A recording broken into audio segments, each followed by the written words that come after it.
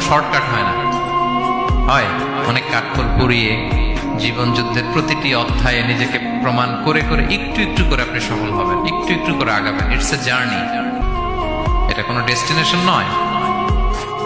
এবং সফল হওয়ার পথ পরিক্রমায় কোনো লিফট নেই, সিঁড়ি বেয়ে উপরে উঠতে হয়। কি বেয়ে? কিন্তু আমরা সফল হতে চাই কিভাবে? ডাইরেক্ট 100 তলায় তো আমি সফল, উপরে সবার উপরে আমি, এইভাবে চাই সফলতাটা।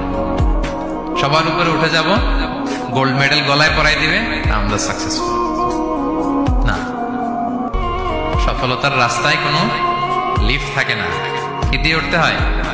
সিঁড়ি বেয়ে ঘাম জড়িয়ে উঠতে হয়। দেখেন, শুধু আলোর মুখ দেখার জন্য মায়ের পেটে আমাদের কত সময় লাগছে বলেন তো? জাস্ট একটু লাইট, হ্যাঁ 9 মাস 10 মাস সময় লাগছে শুধু একটু আলো দেখবো আমরা। একটু আলোর মুখ দেখার জন্য আমার লাগছে 9 মাস। আর এখানে আমরা শর্টকাট খুঁজি, খালি কি খুঁজি? সফলতার কোনো শর্টকাট নেই। অল্প এফোর্টে যারা সফল হতে চায় এরা কোনোদিন সফল হয় না। ইউসুফ আলাইহিস সালামের জীবনীটা একটু খেয়াল করেন, একটু একটু করে তিনি সামনের দিকে গিয়েছেন এবং সবশেষে ইজিপ্টের ফিনান্স মিনিস্টার হয়েছেন। এজন্য ধৈর্য ধারণ করতে হবে, নিজের সর্বোচ্চটুকু উজাড় করে দিয়ে আপনার রোলটা আপনি প্লে করবেন, এরপর আল্লাহ তাআলার উপর ভরসা রাখবেন। কিন্তু অনেক চেষ্টার পরেও যদি কাঙ্ক্ষিত সফলতা না পান, হতাশ হওয়ার কিছু নাই। কারণ বিশ্বাসীর সফলতা শুধু দুনিয়াতে না, বিশ্বাসীদের সফলতা আখিরাত পর্যন্ত বিস্তৃত। ওইটা আসল সফলতা।